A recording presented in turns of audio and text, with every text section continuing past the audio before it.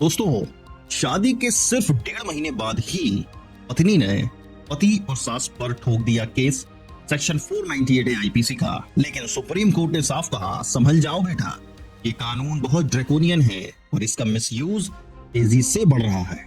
दोस्तों, बात हो रही है ताजा केस की, जहां जस्टिस बीवी नागरत्ना और जस्टिस आर महादेवन की बेंच के सामने पत्नी ने हस्बैंड और मदर इन लॉ पर शिकायत की। शादी को हुए सिर्फ 45 दिन और एफआईआर दर्ज हो गई 498 आईपीसी में। कोर्ट ने कहा, आजकल सास और पति बेचारे पत्नी से ज्यादा डरने लगे हैं क्योंकि छोटी शिकायतों की बाढ़ आ गई है। हम ये नहीं कह रहे कि हर केस झूठा होता है, लेकिन 498 बहुत खतरनाक है, ड्रैकोनियन है और अक्सर मिसयूज होता है।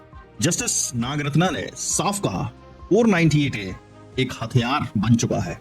उन्होंने साफ कहा कि 498 is like squeezing lemon on our relationship, यानी नींबू निचोड़कर रिश्ता कड़वा और बर्बाद कर लेना। कोर्ट ने कहा, बिना ठोस सबूत के हस्बैंड, सास और पूरे खानदान को घसीटना एक बहुत खतरनाक ट्रेंड बन चुका है। सुप्रीम कोर्ट ने संसद को भी कहा कि नए कानून भारतीय न्याय संहिता 2023 में सेक्शन 84 से लेकर 86 में बदलाव किए जाएं, वरना ये भी 498 की तरह मिसयूज होगा।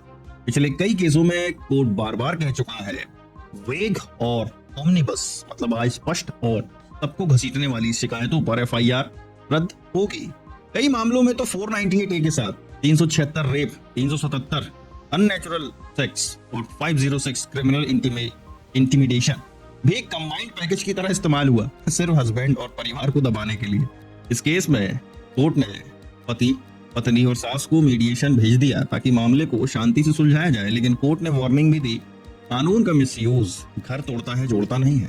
तो मेरे काबिल दोस्तों, शादी का रिश्ता भरोसे का होता है, ना कि कोर्ट के केस का होता है। जो कानून को बदनाम करे झूठे इल्जाम से, वो औरत घर ही नहीं समाज भी तोड़ती है। ऐसी महिलाएं सोचती हैं कि झूठे केस से वे जीत जाएंगी, पर याद रखो, कानून का मिसयूज करने पर कानून के सामने ही हार जाओगी।